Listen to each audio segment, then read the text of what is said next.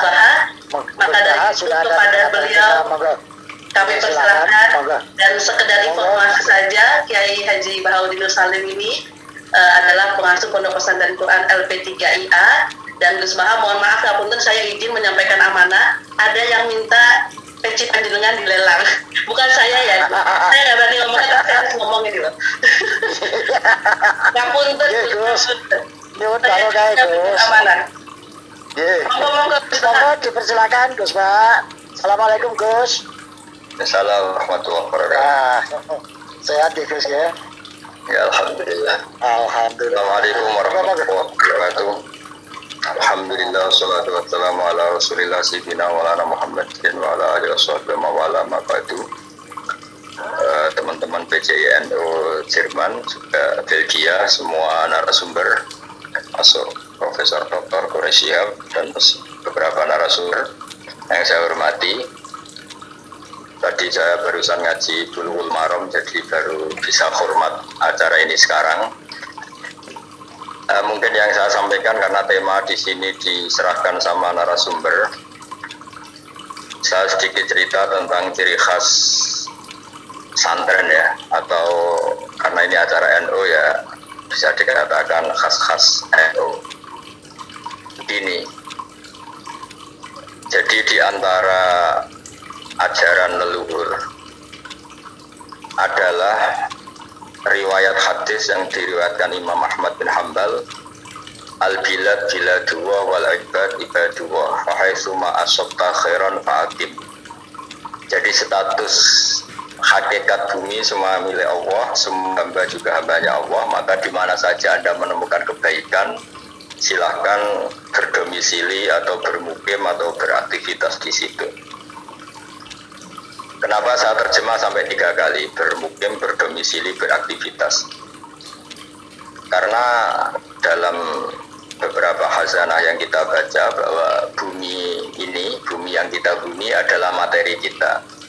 Manusia sebagaimana kita tahu adalah materinya dari bumi. Sehingga karena sekarang manusia bisa berpikir, bisa olah otak, bisa olah perilaku, sebetulnya yang dialami bumi juga sama.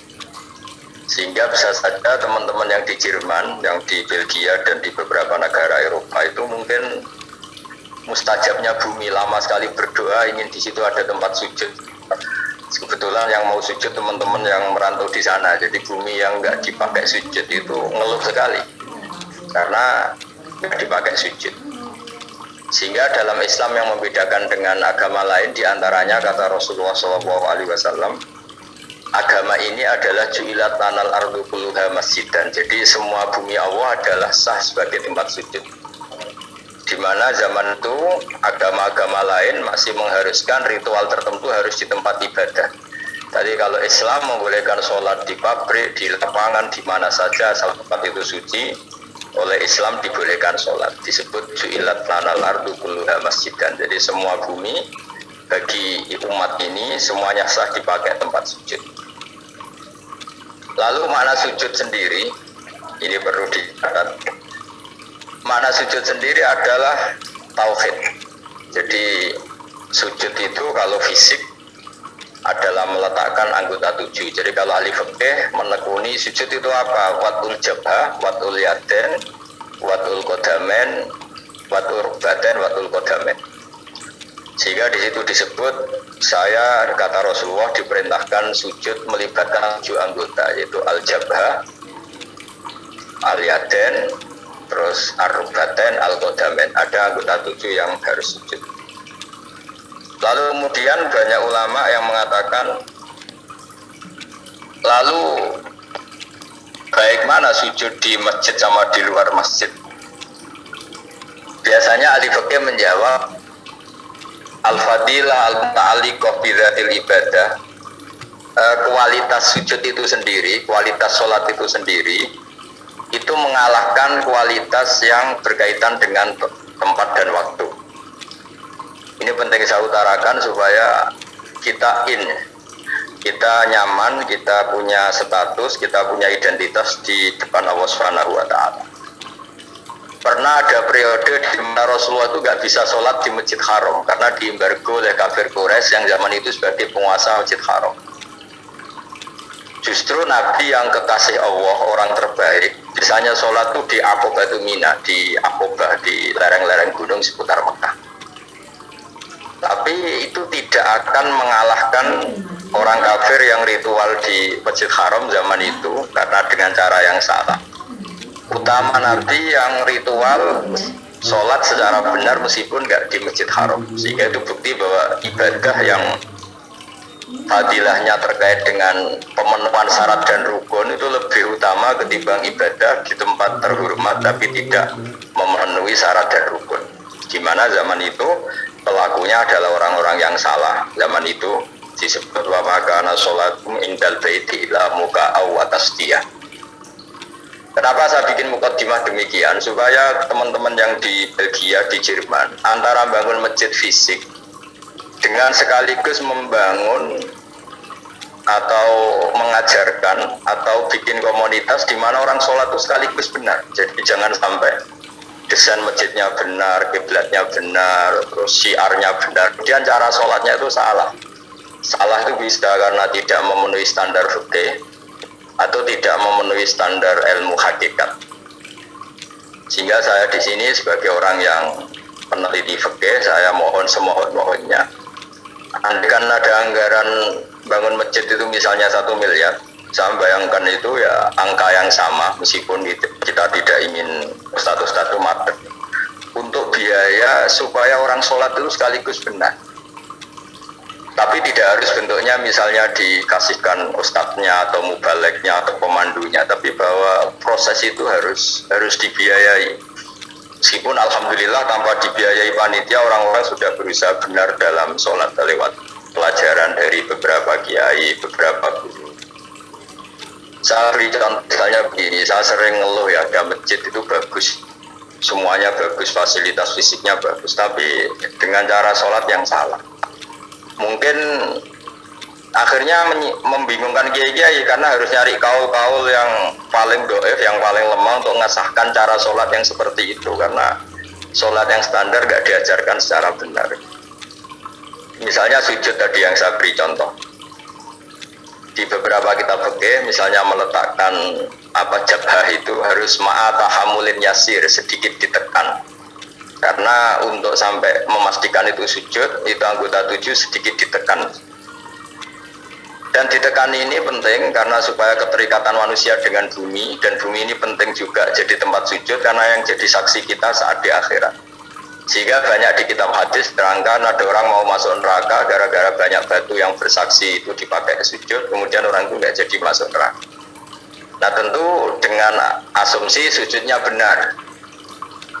Begitu juga bacaan-bacaannya, misalnya meskipun itu tidak syarat sah, dilatih subhana rabbiyal a'la bihamdi. Saat kita sujud benar-benar ikrar bahwa keagungan, kebesaran hanya milik Allah. Sehingga apapun kita jadi duta besar, dosen atau kiai besar, di depan Allah itu tidak siapa-siapa. Kita benar-benar merunduk, di bawah kita ada siapa-siapa. Kita yang kiai pun bisa masuk neraka, kita yang dokter pun bisa masuk neraka, kita yang hebat pun bisa terlantar suatu saat, setiap saat. Nah, barokahnya sujud ini orang akan ikrar kelemahannya dan hanya ngakui kebesaran Allah Subhanahu wa Ta'ala.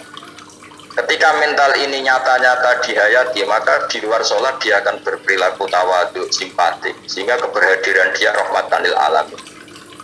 Jangan sampai kemudian masjid dibikin mewah, kemudian cari imam yang bacaannya paling bagus, lama-lama nyari yang paling populer, yang juara nasional, terus ukurannya begitu terus, lama-lama nyari yang penampilannya bagus, sholatnya harus seragam, terus ketika sholat harus begini, dan semuanya itu fisik.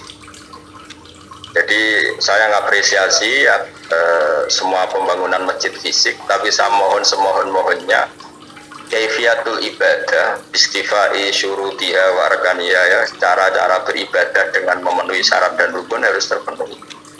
Sehingga dulu zaman Nabi itu masjid itu sederhana, tapi Nabi itu luar biasa ngajari sholat, sampai beliau meraktekkan sendiri. Ketika ada seorang Arabi, seorang kampung datang, ya Rasulullah bagaimana saya sholat? Kamu silahkan nginap di sini 3 hari, kemudian terus melihat saya sholat.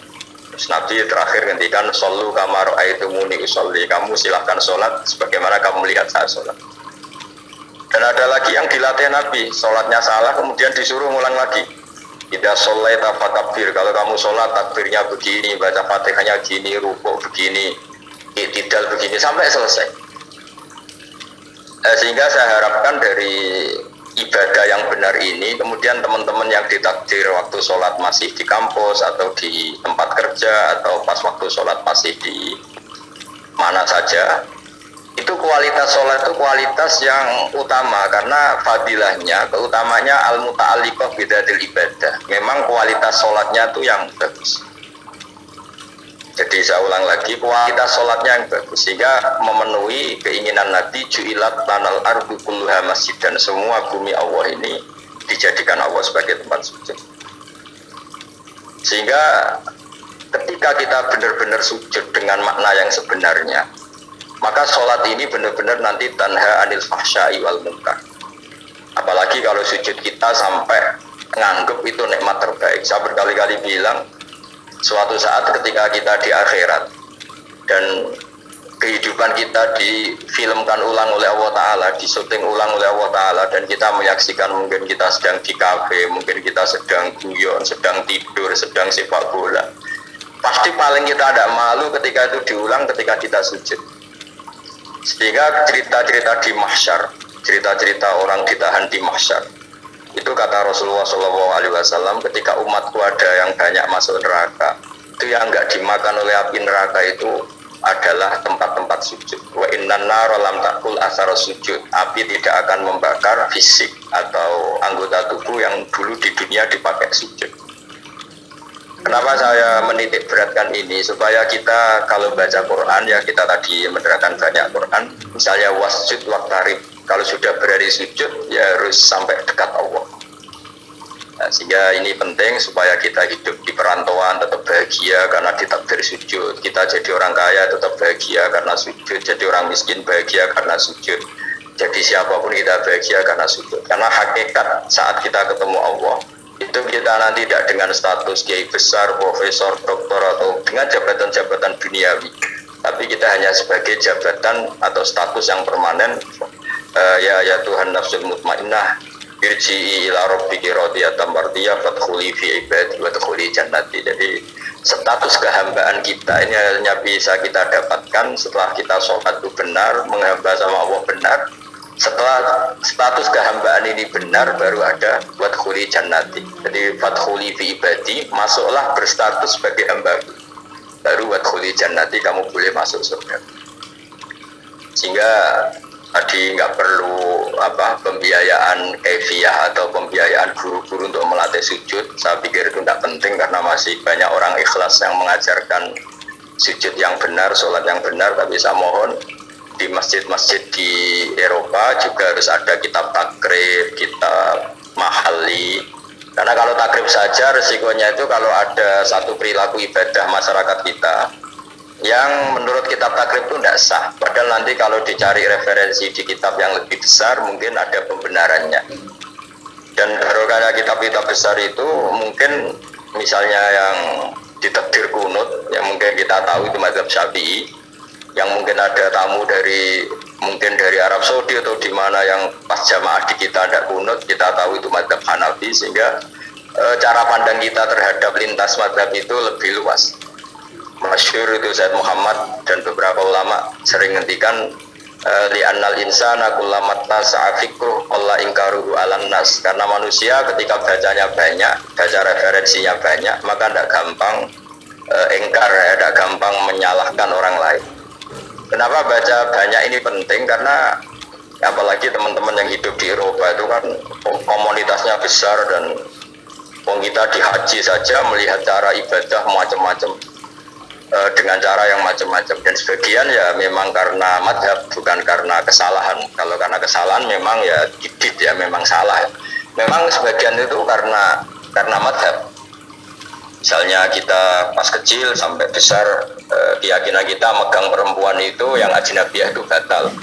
Tapi guru-guru kita khusus pas tawaf diminta intikal madhab, mengikuti madhab. Kalau bersentuhan dengan perempuan tidak batal, karena agak kebayang kalau setiap bersentuhan dengan perempuan kemudian kita harus wudu lagi, harus memperbarui tawaf lagi misalnya. Kemudian yang terakhir, ini memang saya tidak akan cerita masjid, tapi cerita kualitas aktivitas di masjid. Saya bawa kitab Sahih Muslim, di mana tradisi pesantren atau tradisi NU itu sering tahlilan, sering baca tasbih bareng, baca tahlil bareng. Ini juga penting karena disebut al-baqiyatus sholih. Baqiyat itu satu kalimat yang abadi, sholihat itu yang layak. Saat nanti di akhirat, itu kita tidak siapa-siapa. Yang tetap sebagai aktor, sebagai al-fa'ilul mukhtar itu hanya Allah Subhanahu wa ta'ala. Sehingga kita dilatih mulai kecil sampai sekarang disuruh ikut tahlil, ikut baca tasbih, subhanallah bihamdi atau subhanallahil azim, maha suci Allah, maha besar Allah. Karena itu kalimat yang abadi. Kita manusia apapun hebatnya itu digerus oleh tua, digerus oleh sakit, dilumpuhkan oleh kelemahan kita. Yang hakikat abadi itu ya Allah Akbar. Kita tidak pernah besar abadi. Sehingga ketika kita nanti di akhirat, yang al-baqiyatus sholihat itu bukan kita tetap orang yang kulluman alaiha fani wa yabqa wajhu rabbika dzul jalali, orang yang rusak, orang yang rentan, orang yang korban. Yang abadi itu Allah. Sehingga kita dilatih tahlil Allahu Akbar kabira walhamdulillahi katsira. Ini disebut al-baqiyatus sholihat. Karena nanti kamu di akhirat, kalimat-kalimat yang kita utarakan di dunia itu semuanya tidak ada gunanya, kecuali kalimat-kalimat yang memuji Allah Subhanahu wa ta'ala. Sehingga dalam sebuah hadis disebut secara jelas, ad-dunya mal'unatun mal'unun ma fiha illa dzikrawah wa ma wala au aliman au muta'alliman.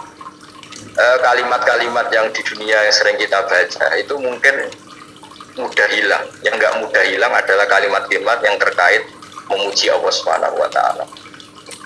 Saya sering ditanya sama beberapa orang, ini mungkin statement terakhir saya, Gus, kenapa banyak negara Eropa yang negaranya lebih tertib sehingga kita lebih nyaman karena sistem negaranya bagus, hak asasi manusia terjamin, kemakmuran rakyatnya terjamin. Terus saya bilang Islam tidak akan pernah melarang orang belajar dari negara manapun, tapi yang jelas pesan saya, kamu harus ingat Allah dulu. Sistem itu bisa bagus karena ada bumi yang disediakan Allah. Orang bisa hidup karena ada oksigen yang diciptakan Allah. Orang bisa bertahan hidup karena ada air yang diciptakan Allah. Jika apapun baiknya sistem negara manapun, tetap nomor satu itu karena jasanya Allah, bukan yang lain. Meskipun Islam mengharuskan orang berterima kasih sama sistem sosial yang baik, tapi tetap nomor satu itu kan jasa kamu sama Allah. Dan itu juga yang diajarkan guru-guru kita. Kalau kita baca surat Waqiah, kata Allah Ta'ala, ketika kamu menanam benih di bumi, apakah kamu yang menghidupkan? Kita kan paling nanam saja jagung, habis itu kita tinggal. Kata Allah Ta'ala, apa kamu yang menghidupkan jagung itu? Kata Allah, saya yang menghidupkan. Kalau saya mau, tak hancurkan. Ketika kamu minum air, aantum anzaltumuhu minal muzni am nahnul munsibun. Jadi itu terus diulang-ulang oleh Allah. Ketika kamu nyaman di bumi, pakai mobil mewah nyaman, punya istri cantik nyaman, punya jabatan nyaman, kata Allah, sekali saya mau, kata Allah, amin teman fisama ayakhsifa bikumul ardo faida hiya tamur. Kamu bisa nyaman karena bumi tidak saya goyang, tidak saya bikin gempa. Sehingga dengan berpikir seperti itu, apapun yang kita alami sekarang, misalnya kita bisa makan enak, bisa tidur nyenyak, karena bumi nggak digoyang Allah, langit tidak menjatuhkan meteor, langit tidak guncang. Jika itu terus yang dilatih, amin teman fisama ayakhsifa bikumul ardo faida hiya tamur. Amin tuman fisama ayursila alaikum hasiba fasta'lamuna kaifa nazir. Ketika punya air, kita juga tidak bisa menjaga eksistensi di air sampai sekarang. Yang bisa jaga hanya Allah. Allah juga yang memperingatkan kita, qul ara'aitum in asbaha ma'ukum ghoran fama ya'tikum bima'in ma'in. Coba kalau air itu tak ambil, kata Allah, kamu bisa apa? Nah, saya berharap dari ngaji saya yang singkat ini, memang ini sudah malam ya, jadi ini saatnya para kiai ya, para ulama mungkin saatnya munajat sama Allah, dan ini kebenaran saya bisa menyampaikan ini. Sehingga saya berharap dengan pikiran dan nurani seperti ini, teman-teman yang hidup di Jerman, di Belgia tetap nyaman, karena hakikatnya al-bilad biladullah wal ibad ibadullah fa haitsu ma asabta khairan fa'atim. Sebetulnya hakikat hidup itu ya seperti itu. Manusia yang dimanapun ya hamba Allah, bumi yang Anda tempati dimanapun ya bumi Allah. Maka di mana saja kamu menemukan kebaikan, Pak Hakim, maka silakan beraktivitas di situ atau menetap di situ atau berdomisili di situ. Mohon maaf karena saya tidak bisa lama-lama karena di sini juga sudah malam. Tadi saya juga habis ngaji dengan banyak santri. Mohon maaf atas semua dan saya ikut apresiasi semua aktivitas keislaman di sana yang disebut mudarosah keislaman atau tadarus keislaman. Tapi saya mohon selain bangunan-bangunan fisik, bangunan-bangunan mental atau rohani juga diajarkan, sehingga jangan hanya masjidnya yang bagus, tempat wudhunya yang bagus, tapi juga sholatnya yang bagus. Caranya diajarkan sholat-sholat yang benar dan baik, juga khazanah-khazanah yang agak luas, supaya nanti kalau ada bersinggungan dengan mazhab yang macam-macam, kita tidak mudah panik, tidak mudah mengklaim, tapi selama itu ada dalam khazanah-khazanah ulama kita, harus kita benarkan. Baru kalau benar-benar tidak ada khazanahnya, mungkin baru kita menvonis itu sesat atau salah. Saya kira demikian. Wassalamualaikum warahmatullahi wabarakatuh. Waalaikumsalam warahmatullahi wabarakatuh. Matur nuwun Gus, Masya Allah. Mau enten sing anu Gus. Kok kiai anu Pripun Gus? Ya, pokoknya jenengan saja. Sudah dilelang di Korea, nanti banyak saingannya. Matur suwun Gus.